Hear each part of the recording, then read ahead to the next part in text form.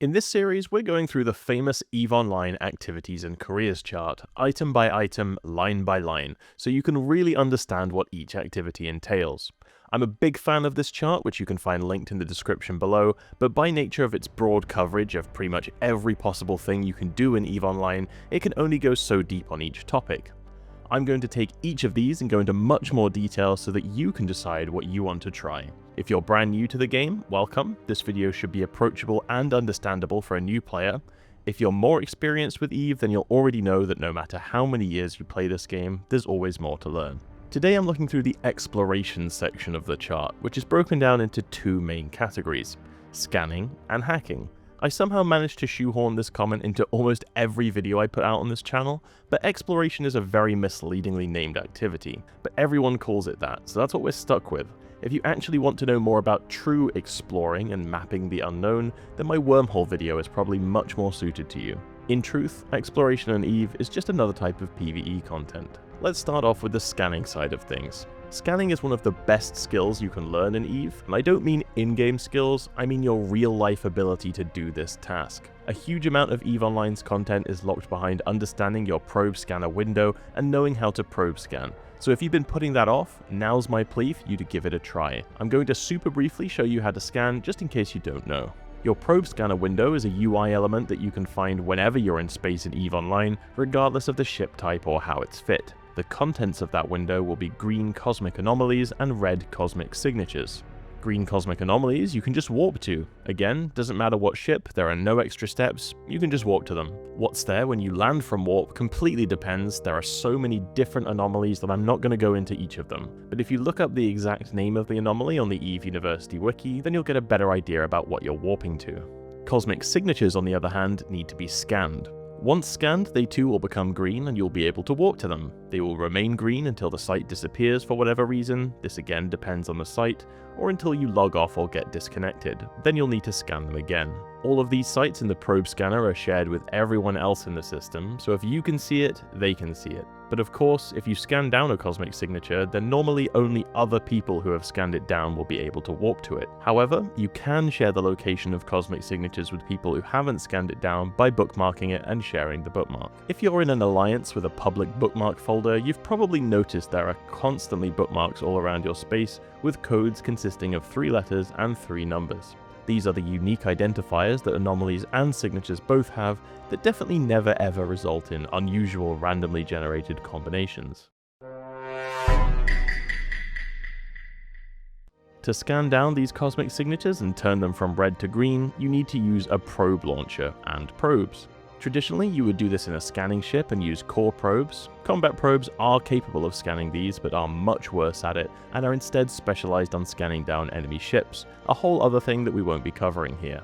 The scanning minigame is kind of like a triangulation exercise, but don't think about it like that. Your job is just to put this square on this X in 3D. Also, don't mess around spinning your camera to get this in place. To center something in 3 dimensions, you just have to center it in a pair of 2-dimensional planes. So just center it from the top, double click, center it from the side, and click scan. With each scan, the marker will move closer to the site's true location, and the smaller your probe size on this slider, the closer you'll get to fully scanning down the site. So really, you just chase the icon around with your probes, reducing your probe size by a notch or 2 with each scan, and eventually it will turn green and reveal itself to you, as long as you have the sufficient scanning probe strength to scan that difficulty of sight. There are better modules, skills, and implants you can use to speed this process up and make your probe stronger, but that's the core of the minigame that never changes. So now you know vaguely how to scan, here's each of the sections for scanning. First up, DED combat sites.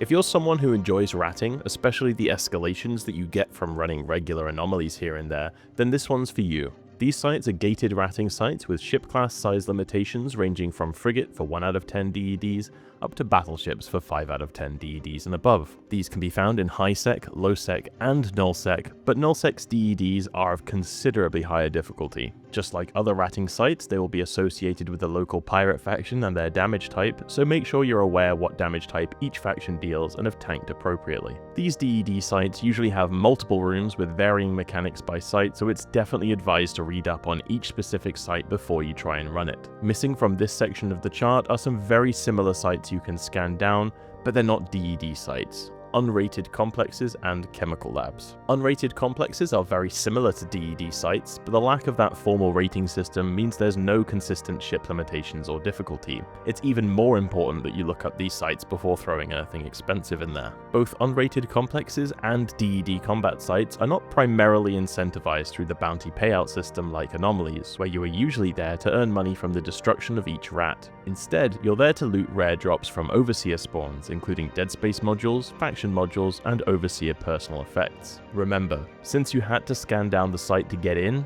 anyone who wants to come fight you is going to have to do the same. That combined with ship limitations and the time it takes to get through each gate makes these sites much safer than regular anomalies thanks to the massively increased warning signs that someone's coming after you. Even marauders with bastions will likely have plenty of time to decycle and get to safety before being caught, something that contributes to these sites' popularity. Chemical labs are something I absolutely loathe because they are shown in the probe scanning window as a gas site, which is usually a resource harvesting activity more than anything else. However, these are actually combat and hacking sites. Their lack of popularity cannot really be shown more clearly than by how sparse the details about each site are on the EVE University wiki. Don't fall for these if you're out looking for gas, as it's pretty much a rite of passage for new bros to get caught in this misunderstanding. Going back to the chart, let's look at normal gas sites next. Gas sites behave slightly differently depending on where you are, but besides those previously mentioned chemical labs that are really combat encounters, gas sites are primarily about resource harvesting. You use a mining ship equipped with gas harvesters or scoops in order to mine the cloud, much the same way as you would an asteroid.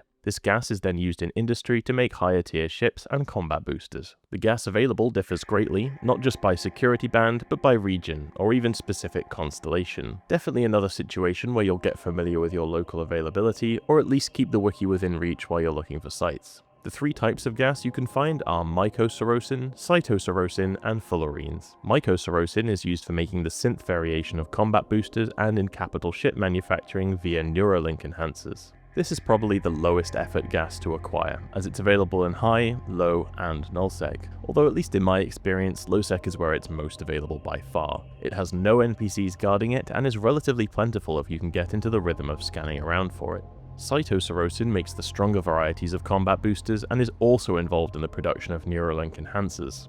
This gas is a lot more finicky to find and harvest, it spawns in a much less evenly distributed fashion, so depending on where in EVE you or your alliance lives, you might be out of luck for finding gas at all. Once you do find and scan one down, harvesting it will actually damage your ship. With every cycle of your scoop or harvester, there's a chance that you will take damage which varies depending on the specific variety of cytocerocin you're huffing. Fullerenes suddenly get very different, as you'll only find these in wormholes. For more specific information on wormholes, you might want to check out the first video in this series. Overall though, there are different gases available in different classifications of wormhole, each of which have a different value depending on the balance of other industrial factors at the time. NPCs spawn on these gas sites 15 to 20 minutes after they are first warped to, making it necessary either to kill the NPCs or work out a way to huff the gas without them killing you. There are a wide array of tactics for achieving this that are beyond the scope of this video, but suffice to say, if you get good at huffing these sites, they can be a very reliable source of income. That small hurdle of difficulty that the NPCs add means that very often you'll be able to huff these sites uncontested, even in the completely lawless wormhole environment. The gas clouds also still act like objects in space for the purposes of decloaking nearby ships, so it's pretty hard for anyone to sneak up on you. Next up, let's talk hacking sites.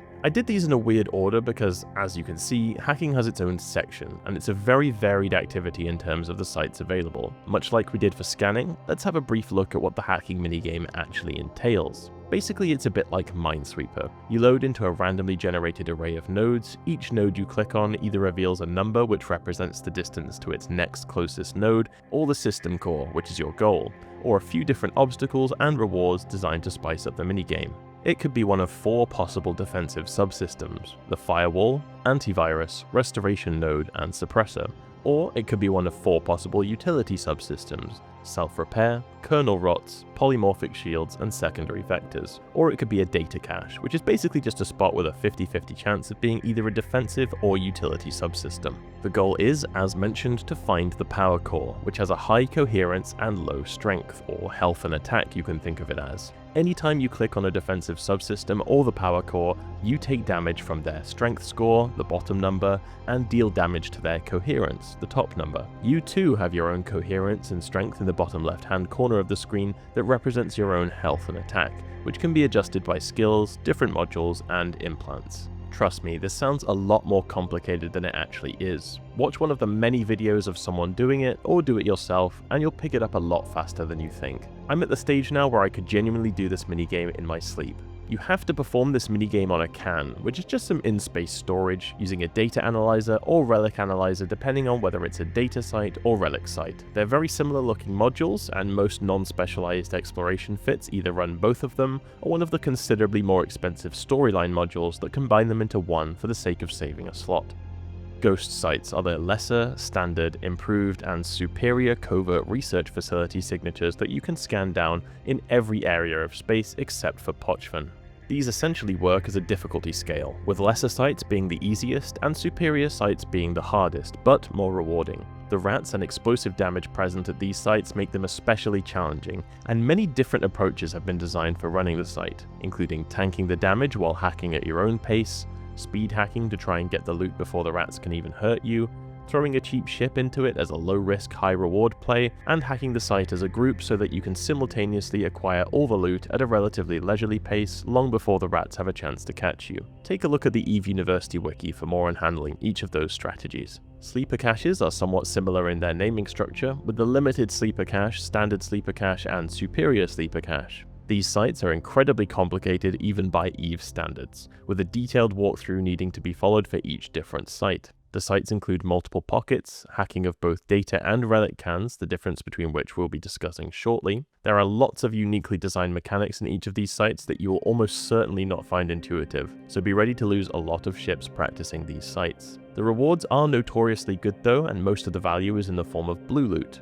or loot that you can sell to NPC buy orders and doesn't fluctuate with market supply and demand. Finally, let's look at regular data and relic sites. I'm going to cover these together because they are incredibly similar, just requiring a different module to hack and having a different loot table. While data sites can provide skill books, blueprints, data cores, and more, relic sites provide salvage.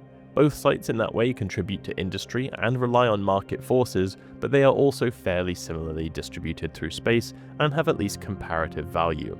So usually when people go out hacking for ISK, they will run both these sites without too much preference. The precise nature of their loot is also impacted by the pirate faction of your local space though, so hacking can be more or less lucrative depending on where in New Eden you are. The most important thing you need to know about data and relic sites is that they are not always safe from rats, but they are very predictable. For relic sites, crumbling, decayed, and ruined sites are safe from rats. Forgotten sites are not. For data sites, local, regional, and central sites are safe. Unsecured, Aegis, and SCC sites are not. There's a handy table on the Signal Cartel wiki that makes this nice and easy. Your basic safe sites are pretty cut and dry. You warp in, hack the cans, grab the loot, fail the can twice and it disappears. Visually, it explodes, yes, but don't worry, it doesn't deal any damage. There's no time limit, and there's no rats bothering you. The unsafe sites are more or less the same, but with some aspect of ratting before them. The level of difficulty again varies a lot depending on the specific site, so you should definitely look them up on the wiki before running them. But some of them are honestly a lot easier than people expect. Definitely worth checking out once you've got your feet wet with the safe hacking sites and have some familiarity with the minigame. So that's it for this video. If you have any questions about exploration or any tips or tricks that I didn't mention in here that you want to share with others, feel free to leave them below in the comment section.